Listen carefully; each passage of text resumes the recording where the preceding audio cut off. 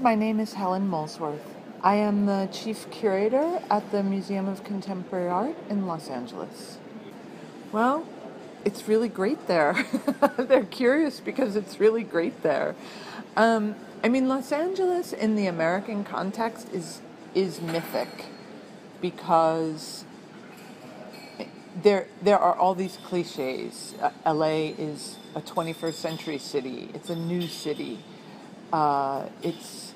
It's the end of the road in America. Like, it's the end of westward expansion.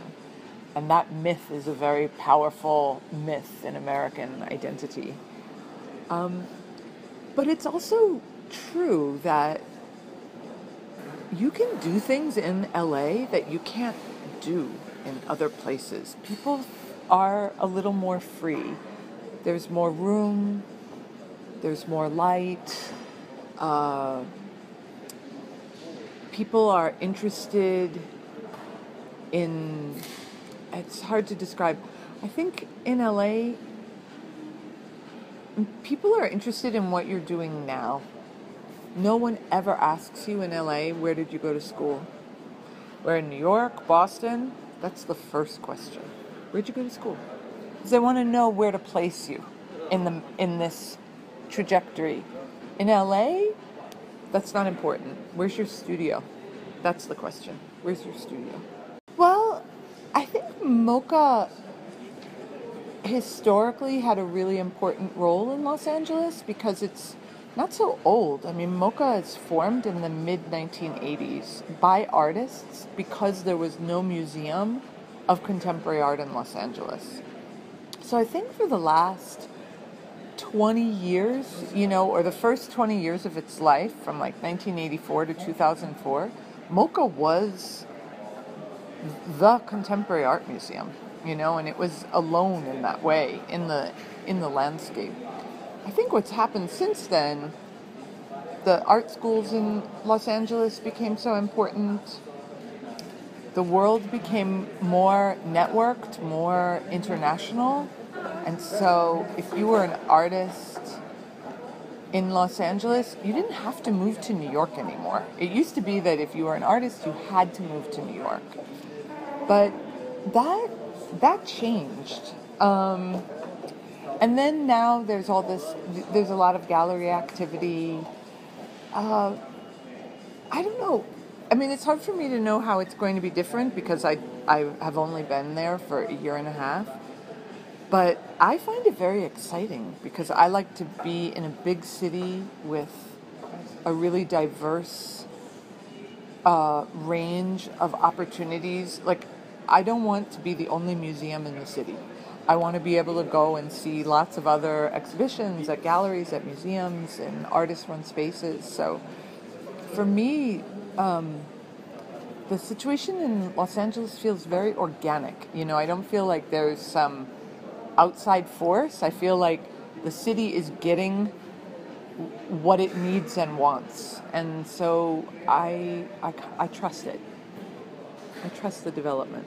I don't know if you have to be global, but I think you have to be cosmopolitan. I don't think global for its own sake is very interesting. I don't think you should be looking as a curator at your checklist and saying, do I have, enough artists from Latin America or Brazil? But I do think you have to, one of the things I like to say about Los Angeles is I like the museum to in some way reflect my drive to work. And my drive to work in LA is amazing. I wake up in a neighborhood that is filled with elderly African Americans, and I drive through then a Jewish community of people from Persia, Little Tokyo,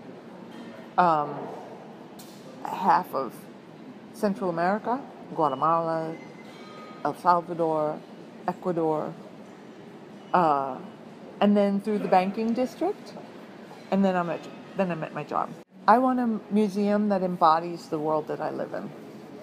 No, it's not a regulated market. There's no regulation. There's no regulation in the galleries, and there's not that kind of I mean, there is a general code of ethics for museum professionals. Like I can't. Like, I know that I'm going to make a show with Anna Maria Maialino. Like, I can't go now and buy work by Anna Maria Maialino. This is also impossible because I cannot afford a work by Anna Maria Maialino. So whatever. It's high-minded, but it's also just reality. But no, there was nothing in the American museum system right now that would have the board of trustees not buy her. In fact, I want them to buy her work, and I want them to promise it to the museum. Like, I want them to participate in creating, the reception of her work in the United States. So if one of my board members came to me right now and said, I want to buy a work by Anna Maria Maialino, I would say, let me help you get the best one available. And would you make it a promise gift to the museum? That would be how I would see my role. Or, if you want one, I'll help you. Will you buy one for the museum and one for you? So like we would already be looking to work in a partnership with the board to benefit the institution. But yeah, as terms of like a code of ethics, for that, not regulated. Not a regulated market. I don't know if that's what I want. I wish there was more, like, in my country, there is no public money for art. And there is an enormous amount of public money for the military. And I would like 1% of the amount of money that my country spends on the military would change the landscape of cultural institutions in my country.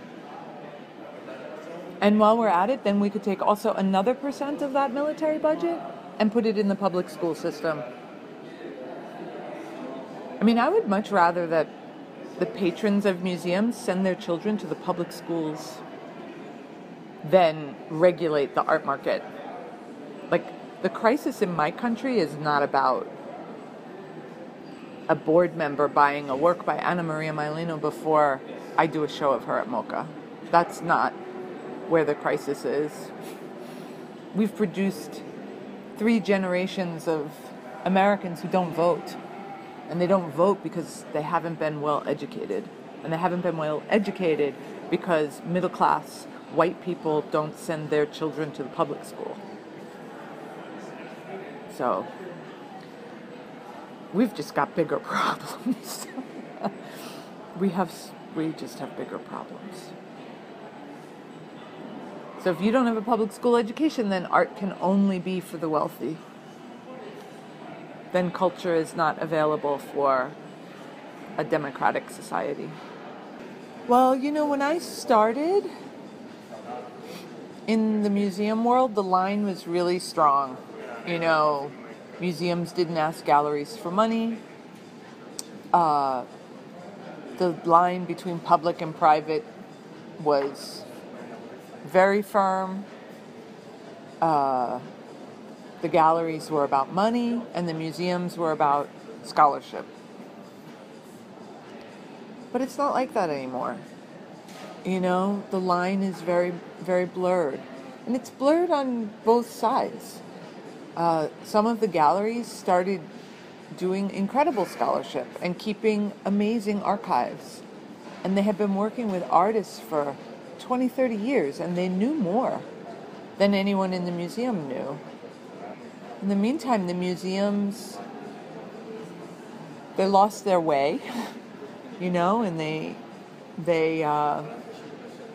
had to compete with other forms of entertainment.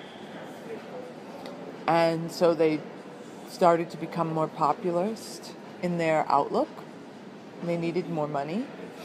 There was what little government funding we used to have completely evaporated. And so now now the line is very blurred. And in a way, I almost don't think it matters what I think about it. It just is. Like, it just is blurred. And so now I think you just have to try and be very thoughtful in every instance and try to be ethical instead of moral. So there's no right and wrong. There's only every situation has a better or a worse solution, and you're trying always for the better one. In the United States, those patrons don't have to give, they're under no obligation to give you money, right? So they're giving you money for a variety of reasons. Because they believe in the social good. That's the best reason. And you try to encourage that. You try to... we try to make the argument always about what's the difference between collecting for a museum and collecting for home. Like the kind of work that you might want to live with in your living room, the same artist might make a very different work for the work that is designed for the public space of the museum, that's designed to create a certain kind of conversation, a certain kind of debate. It's hard because the galleries, you can look at it two ways. You can think, well, those are the 5 galleries with the best taste, and they've got all the really good artists, or you can see them as a kind of oligarchy. Both things are true. You don't have to choose, right? And so one of the things, and we had this at everywhere I've worked, you're paying attention when those names, when your curators are in the room and people start talking about who they want to work with. And if you get to a tipping point, you're like, wow, we have 3 artists on the schedule right now from that gallery. Like, we've got to pump the brakes. Are we sure those are absolutely the 3 we want to work with? Is there anyone else at the gallery we want to work with? You have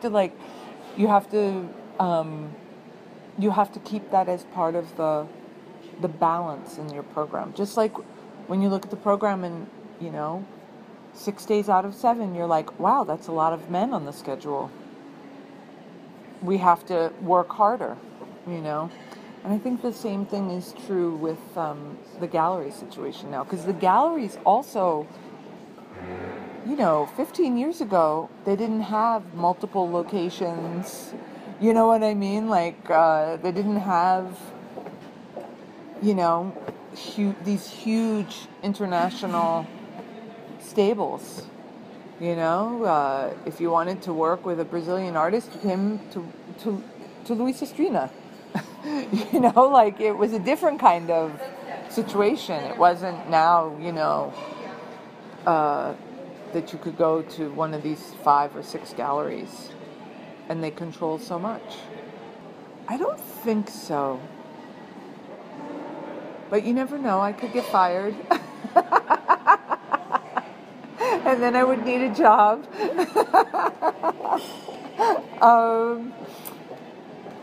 I don't think so, because I really love museums. I love them. I've always loved them since I was a child. I like the way they make me feel.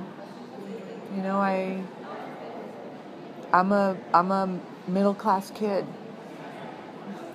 So I have always loved going to be able to look at art in a museum.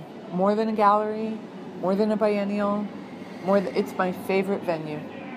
Well, of course, I think museums should be free because I think museums hold artwork in the public trust. That's what we do. I don't know a lot about the state funding. Obviously, it's going away now, and so many European are moving more to this American funding model. I think the problem with state sponsorship, and here I'm a completely ideological creature of the United States. I can't deny, that. But I don't want the government to run the museum. I don't want the government to dictate what work can and cannot be bought, what work can and cannot be shown. I don't want to labor under that kind of conservative cultural agenda, which is what has happened when, there has been public funding. So in order to rethink the funding structure of American museums, it would be such a massive overhaul in every way that if I'm going to spend time fantasizing about how to fix shit that's broken, for me it's about public education. Because then I think a citizenry that was educated could participate in a set of conversations about what we as a culture value. But I don't think I have no right to impose my beliefs on a public that is not educated enough. Now, there's obviously a kind of show that I think is meant just for entertainment, and those are shows that don't have any scholarship, that don't put forward a proposition. So, like in Los Angeles recently, we had this thing called the Rain Room, and that's for me, that's not art. That's because there's no proposition. There's just a trick. It's a good trick. It's like, oh, it rains inside. Like, ta-da! But it's not it doesn't, it's not participating in this multi-century tradition of this thing called art, right? That has codes and rules and terms and multiple histories and multiple coordinates that are political, ethical, aesthetic. It doesn't do any of that. So it's just something else. I don't think they would ever ask. I'm kind of nerdy. I don't go to parties. I look at work. I do my work. I go to my room. So I'm not in that social world that I imagine the curators of Documenta in Venice emerge from. Like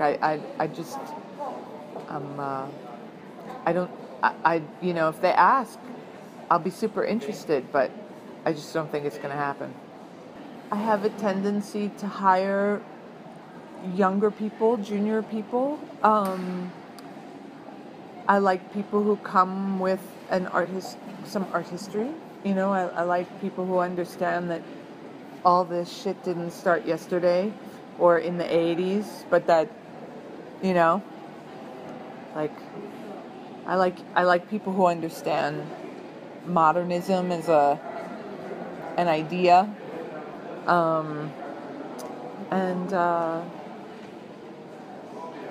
But yeah, I like smart people. I like curious people. So those are the people I tend to hire. People who are curious and smart. Know the artists of your own generation very, very well. Befriend them and know them early. They will be the people that you carry with you for your whole rest of your life, both professional and personal. And so if you want to be a contemporary curator, go to the studios of the people your own age. Like, go and make those friendships. Talk now. I think the curators that do some of the best work are the curators who have a kind of a generational platform. You might work on an older artist, but you're friends with the artists of your generation, and they help you think better thoughts. They help you stay in the world that you are making together as a generation as you move through time. I find that to be, I think that's and be nice and say thank you.